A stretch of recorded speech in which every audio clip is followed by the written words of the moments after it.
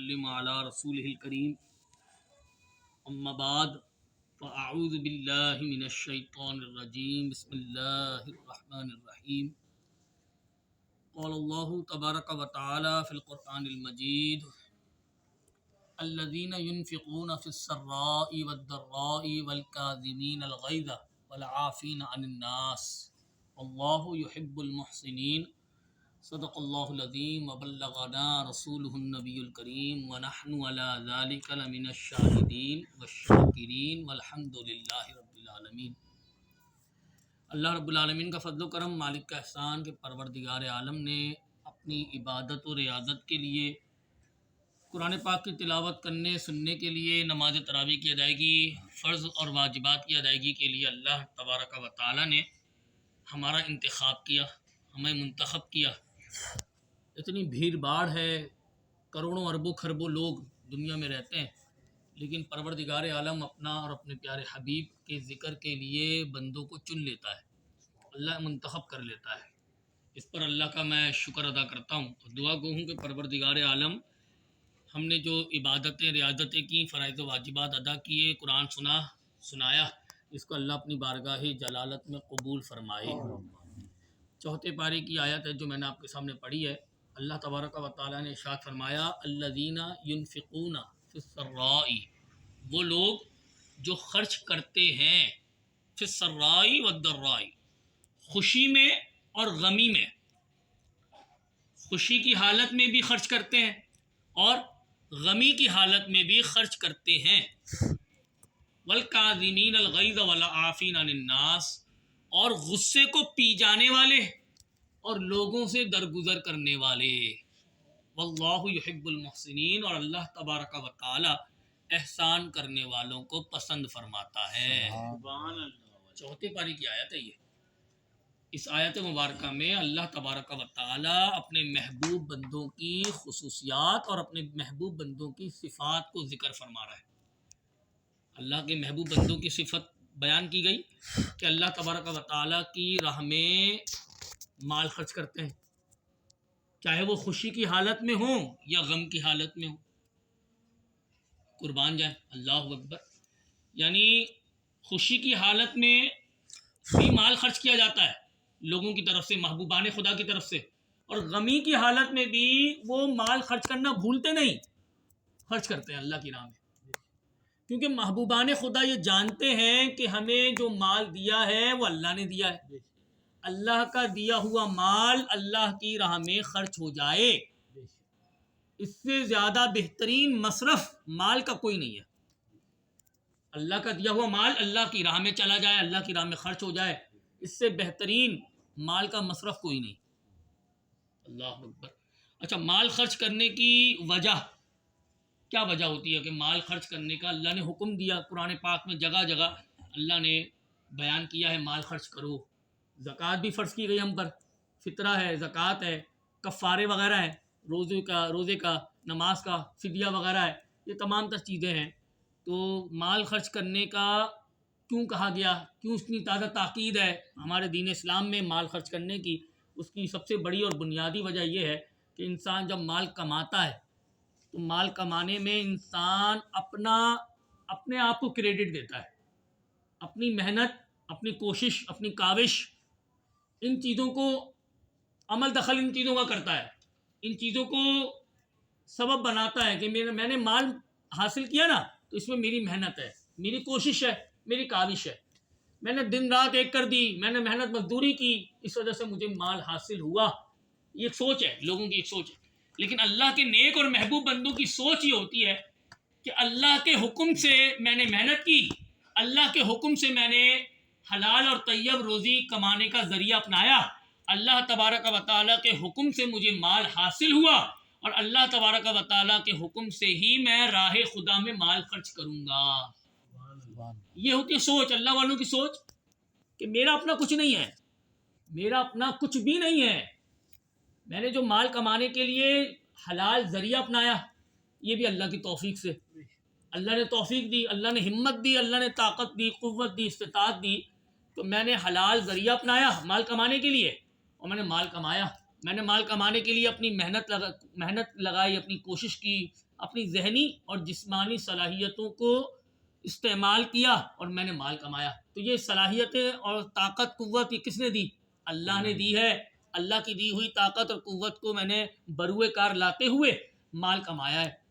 تو یہ تو اللہ کا دیا ہوا مال ہے، اور اللہ ہی نے مال کمانے کے لیے طاقت قوت استطاعت عطا فرمائی. تو میں نے ان طاقتوں کو استعمال میں لایا، اللہ نے مجھے مال عطا فرمایا. تو میرا اپنا تو کچھ بھی نہیں ہے، اللہ کا دیا ہوا مال ہے. اللہ نے ہی طاقت دی، اللہ نے قوت دی، استطاعت دی، اللہ نے ذہانت دی، اللہ نے ہی حلال اور حرام میں فرق کرنے کی صلاحیت دی. اسی لیے میں نے حلال کو اپنایا اور حرام کو چھوڑا. قربان جائے میرا اپنا کیا ہے؟ سب اللہ کا ہے، سب اللہ ہی کا تو ہے. تو یہ مال کمانے میں جو میں کامیاب ہوا، اس کے پیچھے بھی اللہ کا حکم ہے، اللہ کا فضل ہے، اللہ کی کرم نوازی ہے. تو میرا تو اپنا کچھ بھی نہیں ہے. تو یہ محبوبان خدا کی یہ پاکیزہ سوچ ہے، بہترین سوچ ہے محبوبان خدا کی، کہ وہ اپنا کچھ نہیں سمجھتے. تو اسی لیے وہ جب وہ اللہ کی راہ میں مال خرچ کرتے ہیں نا، تو ان کا نفس روکتا نہیں ہے، ان کو شیطان روکتا نہیں ہے. وہی بات جانتے ہیں کہ اللہ کی راہ میں مال خرچ کرنا ہے، کیونکہ میرا اپنا کچھ بھی نہیں ہے. یہاں تک کہ یہ جو میرا جسم ہے، یہ میری روح ہے، یہ میری جو طاقت ہے، دیکھنے سننے بولنے چلنے پھرنے اٹھنے بیٹھنے کھانے پینے محسوس کرنے کی جو طاقتیں صلاحیتیں ہیں، یہ سب اللہ کی دی ہوئی ہیں. میرا اپنا کچھ بھی نہیں ہے. تو جب میرا اپنا کچھ نہیں ہے تو میں پھر بچاؤں کیوں؟ اللہ کی راہ میں خرچ کروں. بچاؤں کیوں میں؟ اللہ کی راہ میں خرچ کروں. یہ ہے محبوبان خدا کی پاکیزہ سوچ، اللہ کے نیک بندوں کی سوچ یہ. اور کچھ نکمے، ہم جیسے نکمے ناکارہ لوگ جو معاذ اللہ کامیابی کو اپنا کریڈٹ دیتے ہیں، کامیابی پر ہم اپنے آپ کو کریڈٹ دیتے ہیں. یار مجھے کامیابی ملی، میں مال کمانے میں کامیاب ہوا، میرا مال، میری گاڑی، میرا بنگلہ، میرا بینک بیلنس، میرا مال، ہر چیز میرا میرا میرا. ہمارے اندر میرا ہے، اللہ والوں کے اندر میرا نہیں ہے. اللہ والوں کے اندر یا اللہ تیرا، یا اللہ تیرا، یا اللہ تیرا، یہ چیز ہے اللہ والوں کے اندر. قربان جائیں. تو اللہ والے جانتے ہیں نا زندگی کی حقیقت کیا ہے. زندگی کی حقیقت ماں سوائے اس کے کچھ نہیں، ماں سوائے اس کے کچھ نہیں کہ موت ہے. موت کا انتظار ہے دنیا، زندگی موت کا انتظار ہے. زندگی کی حقیقت کیا ہے؟ موت کا انتظار. یہ زندگی کی حقیقت ہے. اس کو جو لوگ جانتے ہیں نا اس کو کہ زندگی کی حقیقت کیا ہے، تو پھر وہ زندگی کو انجوائے کرنا نہیں جانتے، وہ پھر دنیا میں رہنا نہیں جانتے. وہ دنیا میں کس طرح رہتے ہیں؟ ایک مسافر کی طرح رہتے ہیں. مسافر جیسے سفر ختم ہو گیا تو ختم ہو گیا، منزل آ گئی، ختم ہو گیا سفر. تو بالکل اسی طرح محبوبان خدا دنیا میں ایک مسافر کی طرح زندگی گزارتے ہیں. ان کو معلوم ہے کہ یہ دنیا فانی ہے، ختم ہو جانے والی ہے. اس دنیا میں رہتے ہوئے میں نے اپنی آخرت کی دنیا کو بہتر بنانا ہے. اس دنیا میں رہتے ہوئے میں نے اپنی آخرت کے زندگی کو بہتر بنانا ہے. یہ دارالعمل ہے، یہ دارالعمل ہے. یہاں اگر میں نے کوئی کام اچھا کیا تو اس کا بدلہ اللہ تعالیٰ مجھے آخرت میں عطا فرمائے گا. تو میں نے اگر اپنی آخرت کو، اپنی قبر کو بہتر بنانا ہے تو میں نے دنیا میں اچھے اور نیک جائز کام کرنے ہیں، اچھے نیک ارادے سے. یہ اللہ والوں کو پتہ ہوتا ہے کہ دنیا کی حقیقت ماں سوائے اس کے کچھ نہیں، کہ موت کا انتظار ہے. تو پھر وہ جمع کچھ نہیں کرتے، وہ راہ خدا میں خرچ کرتے ہیں، لٹاتے ہیں. ایک اور وجہ ہے مال خرچ کرنے کی وجہ، دل سے مال کی محبت کو ختم کرنا. دل سے مال کی محبت کو ختم کرنا، یہ مقصد ہوتا ہے راہ خدا میں مال خرچ کرنے کا. یہ ایک بنیادی وجہ ہے کہ ہمارے دل میں مال کی محبت ختم ہو. اچھا، جس شخص کے دل میں مال کی محبت ہوتی ہے وہ شخص بخیل ہوتا ہے، بخل ہوتا ہے اس کے دل میں نا، یعنی وہ کنجوس ہوتا ہے. بعض لوگ تو اتنے زیادہ کنجوس ہوتے ہیں کہ اپنے بیوی بچوں پر خرچ کرنے میں بھی کنجوسی سے کام لیتے ہیں. جن رشتہ داروں پر، جن لوگوں پر خرچ کرنا آپ کی ذمہ داری ہے، جیسے ماں باپ کی ذمہ داری ہے کہ وہ اپنی اولاد پہ خرچ کریں، شوہر کی ذمہ داری ہے کہ وہ اپنی بیوی پر خرچ کریں. بالکل ایسے ہی جب ماں باپ محتاج ہو جائیں، بڑھاپے میں آ جائیں، ماں باپ محتاج ہوں، تو جوان اولاد کی ذمہ داری ہے کہ پھر وہ اپنے ماں باپ کی ضروریات پوری کریں. تو یہ جو جس کے ماتحت ہے تو اس پر خرچ کرنا یہ اس شخص کی ذمہ داری جو ماتحت ہے، جس کے ماتحت ہے. جیسے اولاد ماں باپ کے ماتحت ہے، بیوی شوہر کے ماتحت ہے، تو بالکل ایسے ہی شوہر کو اپنی بیوی پر اور ماں باپ کو اپنی اولاد پر خرچ کرنا ہے. لیکن بعض لوگ اتنے زیادہ کنجوس ہوتے ہیں, اتنے زیادہ بخیل ہوتے ہیں کہ جن لوگوں پر خرچ کرنا ہے میری ذمہ داری, اس پر بھی میں گن گن کر خرچ کرتا ہوں. اللہ معاف کریں, نعوذ باللہ, ضروریات اور حاجات پوری نہیں ہو پاتی. بیوی شکایت کرتی ہوئی نظر آتی ہے کہ شوہر مجھ پر مال خرچ نہیں کرتا. اولاد اپنے ماں باپ کی شکایت کرتے ہوئے نظر آتے ہیں کہ ہمارے ماں باپ ہم پر پیسہ خرچ نہیں کرتے, یعنی ہماری ضروریات پوری نہیں ہو رہی. اللہ معاف کرے. تو یہ معاملات بھی ہوتے ہیں. اللہ تعالیٰ بچائے پروردگار. تو یہ ہوتی ہے بخل کی علامت ہے. یہ بخل کی اور کنجوسی کی علامت اور نشانی ہے کہ بندہ مال کمائے اور پھر کما کس کے لیے رہا ہے. ماں باپ تو اپنی اولاد کے لیے کماتے ہیں, شوہر اپنی بیوی کے لیے کماتا ہے. ضروریات پوری کرنی ہے نا. ضروریات میں کون کون سی چیزیں آتی ہیں؟ رہنا, چھت, رہنا, کھانا پینا, پہننا اوڑھنا, اور علاج, معالجہ, اور اگر بچوں کی تعلیم و تربیت. یہ وہ ضروریات ہیں اور حاجات ہیں جن پر مال خرچ کیا جائے گا. یہ ضروری ہے. اور اگر یہ ضروریات پوری نہ کی تو پھر انسان گناہ گار ہوگا, شدید گناہ گار ہوگا. اب یہاں پر بھی لوگ کنجوسی سے کام لیتے ہیں اور ضروریات اور حاجات پوری نہیں کر پاتے, حالانکہ وہ کر سکتے ہیں, حالانکہ ان کی معاشی صورتحال بہتر ہوتی ہے, کر سکتے ہیں, لیکن وہ مال خرچ نہیں کر پاتے. کیوں؟ کیونکہ مال کی محبت ہے نا دل میں, مال کی محبت ہے. تو اس لیے انسان اپنے ان رشتہ داروں پر بھی مال خرچ نہیں کر پاتا جن رشتہ داروں پر خرچ کرنا لازم قرار دیا گیا, شریعت میں فرض کہا گیا, واجب کہا گیا کہ خرچ کرو. اللہ اکبر. اب یہ ہے مال خرچ کرنا. جو آیت میں نے آپ کے سامنے پیش کی اس میں ایک اور ذکر کیا گیا, ایک اور صفت بیان کی گئی اللہ والوں کی, کہ غصہ پی جانے والے, غصہ پی جانے والے. غصے کا گھونٹ آدمی پی لیتا ہے تو بہت سارے مسائل کا حل نکل آتا ہے.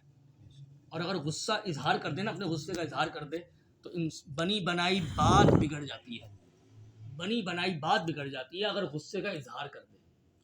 غصہ جو ہے نا عوام میں مشہور ہے کہ غصہ کرنا حرام ہے. یہ غلط مسئلہ ہے. عوام میں یہ مسئلہ غلط مشہور ہو چکا ہے کہ غصہ کرنا حرام ہے. نعوذ باللہ, یہ غلط ہے. اپنی ذات کے لیے کیا جانے والا غصہ حرام ہے. میری بات سمجھ آ رہی کیا کہا میں نے؟ اپنی ذات کے لیے, انتقامی کارروائی کے لیے, انتقام لینے کے لیے, بدلہ لینے کے لیے غصے کا اظہار کرنا حرام اور گناہ ہے. مطلقاً غصہ کرنا حرام نہیں ہے. بچہ 7 سال کا ہو جائے تو نماز فرض ہو جاتی ہے نا بچے پر. بچہ 7 سال کا ہو جائے نماز فرض ہو جاتی ہے. اور پھر وہی بچہ 10 سال کا ہو جائے اور نماز نہ پڑھے تو ماں باپ کو حکم ہے کہ مار کر نماز پڑھاؤ. اب ماں باپ جب ماریں گے تو پیار سے ماریں گے, پیار سے نہیں ماریں گے وہ. اب وہ جو غصہ کر رہا ہے نا اپنی اولاد پر, تو وہ دین کی خاطر غصہ کر رہا ہے. تو دین کی خاطر غصہ کرنا تو عقل میں نور پیدا کرتا ہے, عقل میں نور پیدا ہوتا ہے. اگر دین کی خاطر اگر کوئی غصہ کر رہا ہے, اپنی اولاد, ماں باپ اپنی اولاد پہ غصہ کر رہے ہیں دین کی خاطر, شوہر اپنی بیوی پر غصہ کر رہا ہے دین کی خاطر, دین کی خاطر, تو یہ تو غصہ کرنا بالکل جائز, بلکہ بعض صورتوں میں تو فرض ہو جائے گا, بعض صورتوں میں فرض اور واجب ہو جائے گا غصہ کرنا. کیونکہ شوہر کی ذمہ داری ہے کہ وہ اپنی بیوی کو اچھائی کا حکم دے اور برائی سے منع کرے. ماں باپ کی ذمہ داری ہے کہ وہ اپنی اولاد کو اچھائی کا حکم دیں اور برائی سے منع کریں. اگر پھر بھی باز نہ آئے, اگر پھر بھی رشتہ دار جو ماتحت افراد ہیں وہ باز نہ آئے, تو پھر آدمی کیا کرے؟ آدمی پھر تھوڑا سختی سے کام لے, آدمی تعدیبی کارروائی کرے. ٹھیک ہے نا, یہ ساری صورتحال ہے. تو یہ تمام تو صورتحال غصے کے بغیر کیسے ہوں گی؟ اور سب سے بڑی بات میں آپ کو بتاؤں, آقا دو جہاں نبی آخر الزماں رحمت عالمیہ شاہد کون مکہ صلی اللہ علیہ وسلم نے جنگ کے موقع پر کفار مکہ, کفار اور مشرکین پر تلوار اٹھائی سرکار نے. تو تلوار آدمی پیار میں نہیں اٹھاتا, غصے میں اٹھاتا ہے. اگر غصہ حرام ہوتا تو سرکار دو جہاں صلی اللہ علیہ وسلم غصہ کبھی نہ فرماتے, لیکن غصہ کیا سرکار نے. لیکن ان کا غصہ انتقامی کارروائی کے لیے نہیں تھا, بدلہ لینے کے لیے نہیں تھا, بلکہ اللہ کے دین کے لیے تھا. سرکار نے جو غصہ کیا نا کفار پر, مشرکین پر, منافقین پر, وہ غصہ ہمارے پیارے نبی کا دین اسلام کی خاطر تھا. قربان جائیں. تو لہذا جو عوام میں مشہور ہے کہ غصہ کرنا حرام ہے, یہ عوامی فتویٰ ہے. نعوذ باللہ, یہ غلط ہے, یہ بات غلط مشہور ہے عوام میں. تو دین کے لیے غصہ کیا جانا جائز ہے, حلال ہے بلکہ بعض صورتوں میں فرض اور واجب ہو جاتا ہے غصہ کرنا. جہاں غصہ کیا جائے وہاں ضرور کیا جائے. سختی اور نرمی دونوں کا مجموعہ ہے تربیت. سختی اور نرمی کا مجموعہ تربیت. جہاں سختی کرنی ہے وہاں سختی سے کام لیا جائے, جہاں نرمی کرنی ہے وہاں نرمی سے کام لیا جائے. جتنی سختی کرنی ہے اتنی سختی کی جائے, اس سے زیادہ نہیں, اور جتنی نرمی کرنی ہے اس سے زیادہ نرمی نہ کی جائے. بات سمجھ آ رہی تھا کیا؟ یہ بہت ضروری ہے. اب یہ ہماری سمجھ میں آنی چاہیے بات ہے. باپ کو پتا ہو کہ کتنا میں نے سختی کرنی ہے اپنی اولاد پر. حد سے زیادہ سختی کی جائے گی تو اولاد باغی ہو جائے گی, اولاد گھر چھوڑ کے بھاگ جائے گی. اولاد ایسے ماں باپ کو چھوڑ کے چلی جاتی ہے. جو ماں باپ ظالم ہو جائیں, ظلم کرنے لگیں, حد سے زیادہ سختی کرنے لگیں, تو ایسے ماں باپ کے پاس پھر اولاد نہیں ٹھہرتی, نہیں رکتی, بھاگ جاتی. بہت سارے کیسز ہیں, بہت سارے واقعات بھرے پڑے کہ بچے اپنے ماں باپ کو چھوڑ کے چلے جاتے. 6-7 سال 8 سال 10 سال کا بچہ 10 سال کا بچہ بھاگ جاتا چھوڑ کے. یا ابو بہت مارتے ہیں, چھوٹی چھوٹی باتوں پر ابو مارتے ہیں, جلاتے ہیں. ماں بہت مارتی ہے, جلاتی ہے, تنگ کرتی ہے, کوستی ہے, تانے دیتی ہے, بھاگ جاتے ہیں, باغی ہو جاتی ہے اولاد. اور حد سے زیادہ نرمی یہ اولاد کو بگاڑ دیتی ہے, بگڑ جاتی ہے اولاد. جب ان کی فرمائشیں پوری ہونے لگے, جیسے وہ منہ سے نکالے ماں باپ اب ان کی فرمائش پوری کر دیں, تو ایسی اولاد بگڑ جاتی ہے. پھر وہ اپنی فرمائشیں ضد کر کے منواتے ہیں, اور اپنی فرمائشیں پوری کرنے کے چکر میں اپنی جان جانے کا دھمکی دیتے ہیں اپنے ماں باپ کو, خودکشی کرنے کی دھمکی دیتے ہیں. اولاد اپنی ماں باپ کو دھمکی دیتے ہیں کہ ہم مر جائیں گے, ہم گھر چھوڑ کے چلے جائیں گے, اگر آپ نے ہماری فرمائش پوری نہ کی تو ہم یہ کریں گے, ہم وہ کریں گے, ہم یہ کریں گے, ہم وہ کریں گے. نعوذ باللہ. ماں باپ کو دھمکی دی جاتی ہے اولاد کی طرف سے اپنی باتیں منوانے کے چکر میں. تو یہ کیسے ہوا؟ یہ ماں باپ نے کیا, ماں باپ نے بھیجا, فرمائشیں اور خواہشیں پوری کی اپنی اولاد کی. اس وجہ سے اولاد کیا ہو گئی؟ بگڑ گئی. اولاد بگڑ گئی, اور جب اولاد بگڑ جاتی ہے نا پھر وہ ہاتھ میں نہیں آتی.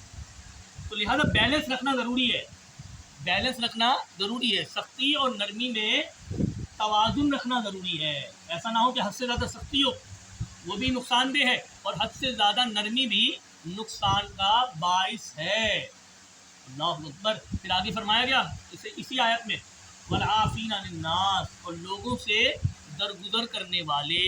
درگزر کرنا مطلب اگر کسی شخص نے کوئی غلطی کی تو میں اس کو معاف کر دوں, اس کی غلطی کو نظر انداز کر دوں.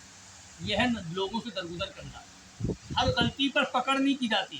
بعض غلطیاں ہیں جن کو معاف کر دیا جاتا ہے, بعض غلطیاں ایسی ہوتی ہیں جو قابل برداشت ہیں, ان کو معاف کر دیا جاتا ہے. ایسی غلطیوں کو اگر پکڑ کی جائے گی تو انسان اکیلا اور تنہا رہ جائے گا, اور پھر یہ بھی سوچے یار میں کسی کی پکڑ کر رہا ہوں تو اللہ میری پکڑ کرے گا. اگر چھوٹی چھوٹی باتوں پر میں نے اگر کسی کی پکڑ کی تو پھر میرے ساتھ کیا معاملہ ہوگا جب میں اللہ کی بارگاہ میں حاضر ہوا. میں کتنا گناہ گار, میں کتنا سیاہ کار, میں کتنا خطا کار ہوں. مجھے بھی اللہ کی بارگاہ میں جانا ہے, اور میں نے اگر لوگوں پر رحم نہ کیا تو اللہ مجھ پر رحم نہیں فرمائے گا. حدیث پاک ہے, ہمارے پیغمبر کا فرمان ہے, جو رحم نہیں کرتا اس پر رحم نہیں کیا جاتا, جو رحم نہیں کرتا اس پر رحم نہیں کیا جاتا. اللہ اکبر. تو یہ خصوصیات بتائی گئی, اللہ کے نیک بندوں کی صفات بیان کی گئی کہ اللہ کی راہ میں خوشی اور غمی کی حالت میں خرچ کرنے والے, غصہ پی جانے والے, اور لوگوں سے درگزر کرنے والے. یہ 3 صفات بتائی گئی ہیں آیت مبارکہ میں. 4 پارہ ہے.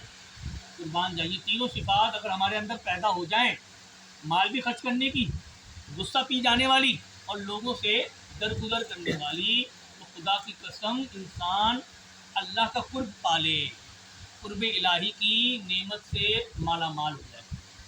قربان جائے, اگر یہ 3 صفات انسان کے اندر پیدا ہو جائیں تو انسان کے وارے نیارے ہو جائیں, انسان کے بگڑے کام بن جائیں. یہ 3 صفات ایک ہی آیت میں اللہ نے سما دیے. اللہ نے اپنے محبوب بندوں کی صفات کو سمو دیا ایک ہی آیت. قربان جائے. یہ بہت ضروری ہے کہ ہم ذرا سمجھیں کہ مال خرچ کیا جائے. مال خرچ کرنے کا بنیادی مقصد میں نے آپ کو بتایا کہ مال کی محبت دل سے ختم ہونا. اگر مال کی محبت دل میں رہے گی تو انسان برائیوں کا مجموعہ بن جائے گا، برائیوں کا مجموعہ۔ بخل اور کنجوسی ہی ایسی چیزیں ہیں جو خونی رشتوں کا خون کر دیتی ہیں، خونی رشتوں کا خون ہو جاتا ہے، بھائی بھائی کا نہیں رہتا، بھائی قصائی بن جاتا ہے اس پیسے کے چکر میں، مال کے چکر میں۔ پتہ نہیں کتنوں کا گھر اجاڑ دیا اس مال نے، کتنوں کا گھر اجاڑ دیا اس مال نے، دولت نے، دولت کی ہوس اور دولت کی لالچ نے بھائی بھائی کو دشمن بنا دیا، بھائیوں کے درمیان دوریاں پیدا کر دی اس مال نے۔ پوری دنیا میں جتنے جھگڑے ہیں نا، ان کی 3 وجوہات ہیں: زر، زمین، جورو۔ زر، زمین، جورو۔ پوری دنیا میں جتنے بھی لڑائی جھگڑے ہیں ان کی 3 وجوہات۔ زر کا مطلب دولت، زمین کا مطلب جائیداد، اور جورو کا مطلب ہے عورت۔ یہ 3 وجوہات ہیں جن کی بنا پر پوری دنیا میں بھائی بھائی کا جھگڑا ہے۔ اسی لیے کہا گیا کہ مال خرچ کرو، مال خرچ کرو۔ اگر میرا بھائی تنگدست ہے، غریب ہے، تو میں اپنا مال اس پر خرچ کروں، اپنے بھائی پر خرچ کروں۔ میرا بھائی بھوکا پیٹ سو جائے رات میں اور میں اس کی مدد نہ کروں، تو پھر میرا ہونے نہ ہونا تو برابر ہو گیا نا، کہ میں اپنے بھائی ہوتے ہوئے اپنے بھائی کے کام نہیں آیا، بھائی ہوتے ہوئے میں اپنے بھائی کے کام نہیں آیا۔ اللہ معاف کرے، نعوذ باللہ من ذالک۔ اس قدر دوریاں پیدا ہو چکی ہیں رشتوں میں کہ پیار محبت نہیں رہا۔ ایک بھائی کو نہیں پتا کہ اس کا بھائی بے روزگار ہے، ایک بھائی کو نہیں پتا کہ اس کا بھائی رات میں اس نے کھانا کھایا نہیں کھایا، ایک پڑوسی کو اپنے پڑوسی کی خبر نہیں، ایک بھائی کو اپنے بھائی کی خبر نہیں۔ اس قدر دوریاں ہیں۔ اللہ تعالی ہمارے دلوں کو ملا دے، اللہ ہمارے ذہنوں کو ملائے، اللہ ہمارے دلوں کو ملائے۔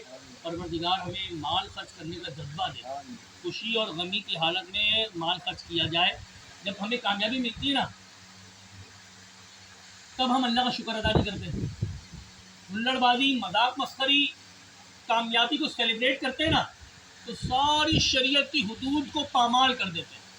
اس کی مثال شادی بیاہ کی تقریبات، ولیمہ، شادی، مہندی، مایوں، آج کوئی بھی تقریب دیکھ لیں ہماری، ان تقریبات میں اس قدر گناہوں بھرا ماحول ہوتا ہے، گناہوں بھرا ماحول کہ آدمی سخت پریشان۔ خوشی ہے نا، خوشی منا رہے ہیں، سیلیبریٹ کر رہے ہیں، لیکن شریعت کے مطابق نہیں کر رہے ہیں۔ ابھی ایک غم ملتا ہے، غم، اس غم میں ہم اللہ کو یاد تو کرتے ہیں ذرا سی دیر، وقتی طور پر ہم نے اللہ کو یاد کر لیا، پھر اللہ کو بھلا دیا۔ جیسے خدا نہ خواستہ کسی کا کوئی انتقال ہو جائے، خاندان میں ہی کسی کا انتقال ہو گیا، تو انتقال ہوا، نماز جنازہ پڑھی، نماز جنازہ پڑھنے کے بعد دفنایا، دفنانے کے بعد آ کے قرآن پڑھ لیا، تسبیحات وغیرہ پڑھ لیا، اورات و وظائف پڑھ لیے، تیجا ہوا، 10واں ہوا، 20واں، 40واں ہوا، اس کے بعد پھر بھول گئے کہ جو وفات پا چکا ہے ایک شخص، ہم نے بھی دنیا سے جانا ہے، آج وہ چلا گیا، کل ہم جائیں گے، آج وہ موت کا شکار ہوا، کل ہم نے موت کا شکار ہونا ہے۔ عبرت لینی چاہیے نا، کسی مسلمان کی موت سے عبرت لینی ہے، وہ ہم نے لیتے نہیں، ہمارے اندر وہ کیفیات اور وہ جذبات پیدا نہیں ہوتے جو ہونے چاہیے۔ موت کو دیکھ کر موت یاد آنی چاہیے، قبر کو دیکھ کے ہمیں اپنی قبر یاد آنی چاہیے، لیکن ایسی کیفیات اور جذبات نہیں بن پاتے۔ تو خوشی اور غمی دونوں حالتوں میں انسان اللہ کو نہیں بھولتا، ہم بھول جاتے ہیں، ہم بھول جاتے ہیں، خوشی میں بھی اللہ کو بھول جاتے ہیں اور غمی میں بھی اللہ کو ہم بھول جاتے ہیں۔ لیکن ایک بات یاد رکھیں، اللہ نہیں بھولتا، بھول چوک سے اللہ پاک ہے، ہم بھول جاتے ہیں، ہمارے اندر کمزوری ہے، ذہنی کمزوری ہے۔ جیسے جیسے بڑھاپا آتا ہے انسان بھول چوک کا شکار ہونے لگتا ہے، اللہ بھول چوکتا نہیں، اللہ بھول چوک سے پاک ہے۔ اللہ اپنے بندوں کا علم رکھتا ہے، اللہ کون کب کہاں ہے، کیسا جی رہا ہے، کیسے رہ رہا ہے، کھایا پیا ہے نہیں، زندہ ہے، وفات پا گیا، اللہ کے علم میں سب کچھ ہے۔ ہم بھول جاتے ہیں لیکن اللہ نہیں بھولتا، بھول چوک سے اللہ پاک ہے۔ بھول چوک ایک عیب ہے اور اللہ تعالیٰ تمام عیبوں سے پاک ہے۔ اللہ اکبر۔ تو یہ یاد رکھیں، اللہ ہمیں کبھی نہیں بھولتا۔ جب بندہ کوئی زبان کا الفاظ نکالتا ہے نا، تو جو فرشتے بیٹھے ہیں کندھوں پر، یہ لکھ لیتے، فوراً لکھ لیتے۔ اچھائی کا کلمہ نکالے گا نا بندہ تو وہ فوراً لکھ لیں گے۔ جیسا میں گفتگو کر رہا ہوں نا، میرے یہ تمام کلمات لکھے جا رہے ہیں، سیدھے طرف جو میرا فرشتہ بیٹھا ہے یہ اچھے کلمات لکھتا ہے، اور الٹی جانب جو فرشتہ بیٹھا ہے یہ میرے برے کلمات کو لکھتا ہے۔